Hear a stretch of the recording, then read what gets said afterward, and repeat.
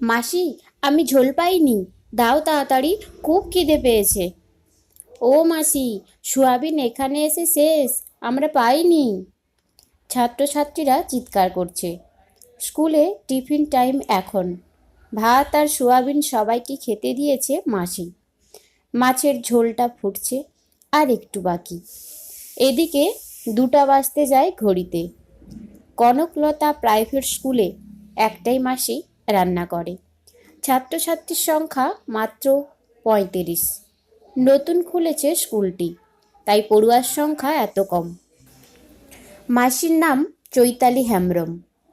মাসি সারা স্কুল ঝাড় দেয়, আবার রান্না করে, তাই সবাই মাসি বলেই ডাকে। হেড দিদিমণি কড়া সুরে বললেন, মাসি, আজ এত দেরি কেন? 2 ঘন্টা রান্না করতে আসবে, তাতেও দেরি?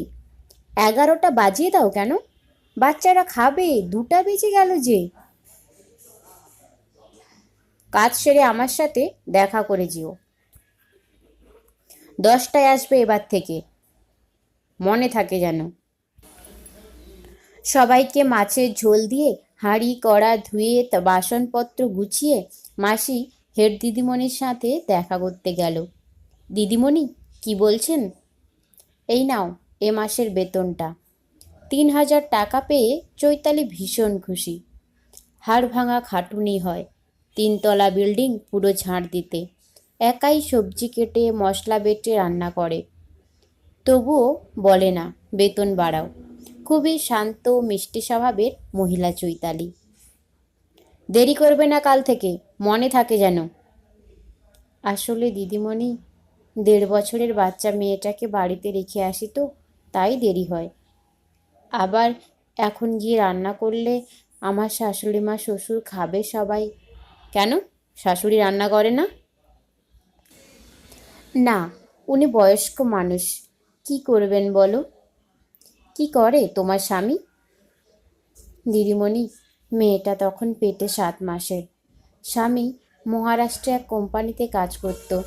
কারখানায় আগুন লেগে হঠাৎ আমার স্বামী মারা যায়। স্বামী থাকলে কি আর এত দুঃখ হতো আমার? বলে হাউ মাউ করে কাঁদতে শুরু করলো চৈতালি। না, একদম কাঁদবে না, শক্ত হও। জীবনে অনেক লড়াই আসবে, ভেঙে পড়লে চলবে না। বাড়ি যাও, মেয়ে হয়তো কান্নাকাটি করছে। 35 মিনিট হাঁটা পথে চৈতালি তার বাড়ি পৌঁছালো। নিমতলা গ্রামের একদম শেষ প্রান্তে বাঁশঝাড়ের ধারে তালপাতা আর ছিটাবাড়া দিয়ে তৈরি তার বাড়ি। শাশুড়ি মা স্নান করে নাতনিকে নিয়ে বসে আছে। যা ভাসুর আলাদা হাঁড়িতে খায়, একই ঘরে থাকে।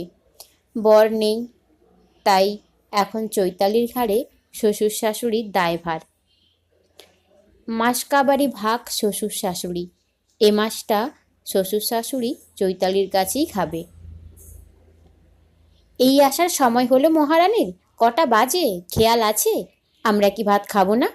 চাকরি করতে গেছে, চাকরি চাকরি করে খাওয়াচ্ছে আমাদের। শাশুড়ি মা বকবক করতে লাগলো। তখন ঘড়িতে 2:45। চৈতালি গ্যাসে ডাল ভাত সবজি একসাথে দিয়ে খিচুড়ি রান্না করলো আর ডিম সিদ্ধ করে নিল। খেয়ে দিয়ে শ্বশুর শাশুড়ি ঘুমিয়ে গেল। চৈতালির চোখে ঘুম এলো না। মেয়ের নাম রেখেছে শম্পা। মেয়ের এখন খেলা করতে ইচ্ছে হয়েছে। মায়ের চুল ধরে টানছে, হাসছে, খেলছে। মাকে ঘুমাতে দিল না। শাশুড়িমার নামে বাস্তু ভিটা। ঘর বাদে বাস্তুর এক কোণে একটুখানি জায়গা আছে, তাতেই সবজি চাষ করে শাশুড়ি বৌমা।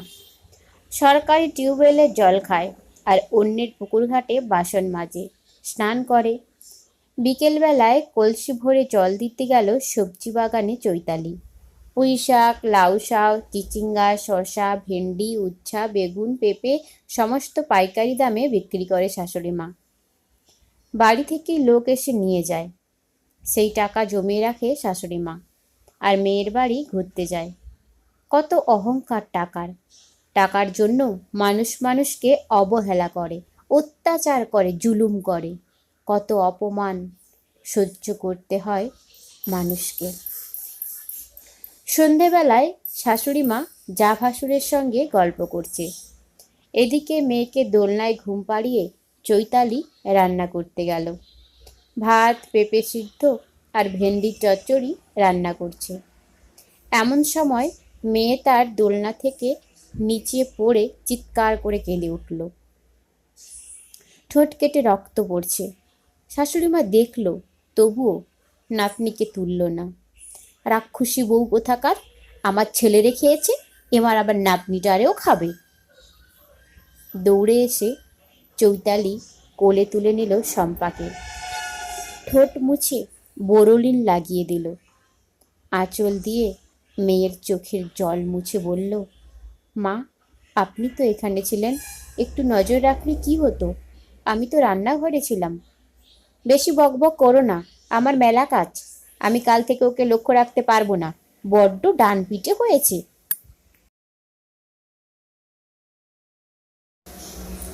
আমায় খুব জ্বালাতন করে। কয় টাকা বেতন পাও? বাড়িতে থাকো, মেয়েকে লক্ষ্য রাখো। গেল তো সেই আমার টাকায়, আমার ঘর থেকে দূর করে দিলে কোথায় যাবে? মা, এরম বলতে পারলেন আপনি? আমার মেয়ের খাবার, ওষুধের টাকা কে দেয়? যাগ্গে মরো, কাজ করো, তার সাথে মেয়েকেও নিয়ে যেও। আমি লক্ষ্য রাখতে পারবো না বাপু। পরের দিন চৈতালি মেয়েকে নিয়ে স্কুলে গেল। হেড দিদিমণিকে বলল, মা মেয়ে আজ থেকে দুপুরে ভাত খাবে। ঘরের সব কথা খুলে বলল দিদিমণিকে। দিদিমণি আর না বলল না। দুপুরে চৈতালির দুই জেঠুর ছেলে দেখা করতে গেল শ্বশুর বাড়িতে। চৈতালি তো কাজে, সে বাড়িতে নেই। তার শাশুড়ি মা শুয়ে আছে বাইরের খাটে। চোখ খুলে জানলা দিয়ে দেখল কে যেন ডাকছে, চৈতালি, বাড়িতে আছিস? দরজা খোল বোন। মাসিমা বাড়িতে আছেন? দাদা লক্ষ্য করল, মাসিমার চোখ খুলে দেখল তাদের। কোনো কথা বলল না, আবার চোখ বন্ধ করে দিল। বাঁশের দরজায় কত ধাক্কা দিল, তবু মাসিমা দরজা খুলল না। খানিক বাদে ঘাপটি মেরে শুয়েছিল। আবার জানলা দিয়ে মাসিমা দেখল ছেলে দুটো চলে যাচ্ছে নাকি। আবার ঘুমিয়ে পড়ল। ইচ্ছে করেই মাসিমা দরজা খুলছে না। বুঝতে পেরে দু ভাই বাড়ি ফিরে গেল হতাশ হয়ে। বোনকে কেমন বাড়িতে বিয়ে দিলাম, যেখানে আমাদের কোনো সম্মান নেই, আমাদের সাথে কথা বলল না। বোনকে তারা ভালোবাসে তো? ভেবে ভেবে চলে গেল। বোনের যা ভাসুরও বাড়িতে ছিল, কেউ কথা বলল না, দরজাও খুলল না। ভর দুপুরে সবাই ঘুমে বিভোর। চৈতালি ডিউটি থেকে বাড়ি ফিরল। কিছুদিন পর বাপের বাড়ি গেল চৈতালি। মা আছে বাড়িতে, ভাই কলকাতায় কাজ করে, কোনো রকমে সংসার চালায় মা। তবুও মেয়ের কষ্টের কথা শুনে মা বলল, তুই আমার কাছেই থেকে যা শম্পাকে নিয়ে। ওরা তোকে তিলে তিলে শেষ করে দেবে, বাঁচতে দেবে না তোকে শান্তিতে। মা, ঘরের মেঝেতে ওর পায়ের ছাপ আছে, গাছপালা, ফুল, ওর পোশাক, ঘরের সব জিনিসই ওর ছোঁয়া আছে। আমি ওর স্মৃতি জড়িয়ে শম্পাকে আঁকড়েই সারাটা জীবন শ্বশুর বাড়িতেই কাটিয়ে দেব মা। কোনো চিন্তা করো না, তুমি তো বলতে মানিয়ে নিলে সংসার সুন্দর, আজ কেন এখানে থাকতে বলছো আমায়? ভালোবাসার মানুষটাই যেখানে নেই, সেখানে কি করে মানিয়ে থাকবি মা? আশীর্বাদ করি তুই জীবনযুদ্ধে সফল হ।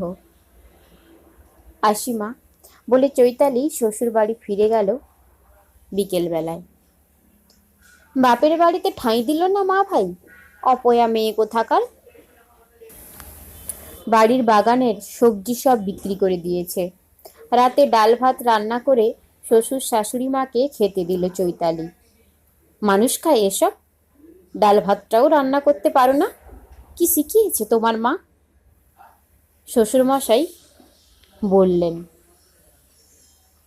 চুপটি করে চৈতালি চোখের জল ফেলে। কাউকে কিছু না বলে বাসনপত্র গুছিয়ে মেয়েকে খাইয়ে ঘুমাতে গেল। রাতের বেলা আজ মেয়েটা বড্ড কান্নাকাটি করছে। চৈতালিকে ঘুমাতে দিল না। ভোর রাতে একটু ঘুম নেমেছে তার চোখে। অমনি সূর্যি মামা উকি দিল পূব আকাশে। অপয়া, অলক্ষী বউ কোথাকার, বেলা দুপুর অবধি পড়ে পড়ে ঘুমোয়। গোবর জল ছড়া পড়বে কখন, শাক বাজাবে না। লক্ষ্মীষ্টি নেই একদম সংসারের, এজন্যই উন্নতি হয় না সংসারের। শাশুড়ি মা বয়স্ক মানুষ, পারে না, তা বলে বৌমা জেদ করে শুয়ে রবে। শ্বশুর মশাই চিৎকার করে পাড়া মাথায় তুলল। চৈতালির শরীর অসুস্থ, ঘুম নেই চোখে, চোখ লাল হয়ে গেছে। তবুও উঠে সকালের সমস্ত বাসি কাজ সারল। রান্না বান্না করে রাখলো শ্বশুর শাশুড়ির জন্য। বাসন ধুচ্ছে পুকুর ঘাটে চৈতালি। স্কুলে যাবে রান্না করতে, তাই তাড়াহুড়ো করে ছুটোছুটি করে কাজ সারছে। যা বলল, আহা গো সোহাগী, তোমার মতো সুখী মানুষ আর কেউ নাই। সকাল হলো, ডিউটি চলে গেল, কত সৌভাগ্য তোমার। আমার তো পোড়া কপাল। খোঁচা মেরে ভালোই কথা বলতে পারে যা, তাই বেশি কথা বলল না চৈতালি। পোড়া ঘায়ে সবাই নুন লঙ্কার গুঁড়ো দেয়, কেউ মলম লাগায় না কো।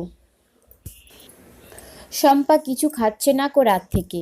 শ্বশুরমশাই আতসের দুধ উঠানি করেছে গোয়াল ঘরে, তবুও নাতনিটারে এতটুকু দুধ খেতে দেয় না। আমার যখন অনেক টাকা হবে তখন তোকে অনেক ভালো মন্দ খাওয়াবো রে, বলে শম্পাকে বুকে জড়িয়ে কাঁদতে থাকলো চৈতালি। শাশুড়িমা বলে, ন্যাকামো দেখলে আর বাঁচি না, শুধুই কান্না। কে মরলো গা? আমার ছেলেটারে তো খেয়েছে। তুই মরলি না পোড়ার মুখী অপয়া মেয়ে, মরণ হয় না তোর? মর না, মর। স্বামী ছাড়া শ্বশুর বাড়ি যেন ঠিক জেলখানা। উঠতে বসতে শ্বশুর শাশুড়ির গঞ্জনা, আর সয় না এত যন্ত্রণা। বাপের বাড়ির রাজকন্যা শ্বশুর বাড়িতে পরিণত হয় ঝি চাকরানি, তবুও শ্বশুর শাশুড়ির মন ভরে না। একটু একটু করে মানসিক রোগীতে পরিণত হয় বাড়ির বউ। পরের মেয়ে মরলে তাতে শ্বশুর শাশুড়ির কি? নমস্কার বন্ধুরা, আজকে স্বরচিত গল্পের নাম জেলখানা। তো কেমন লাগলো অবশ্যই আপনারা কমেন্ট করে জানাবেন। ভালো লাগলে লাইক কমেন্ট শেয়ার করুন আর সাবস্ক্রাইব করুন শ্বেতকুড়ি। বাস্তব এরম গল্প শোনার জন্য ফেসবুক পেজ রয়েছে শ্বেতকুড়ি, আপনারা ফলো করুন, সঙ্গে থাকুন আর কানে রাখুন শ্বেতকুড়ি। অসংখ্য ধন্যবাদ পুরো ভিডিওটা দেখার জন্য।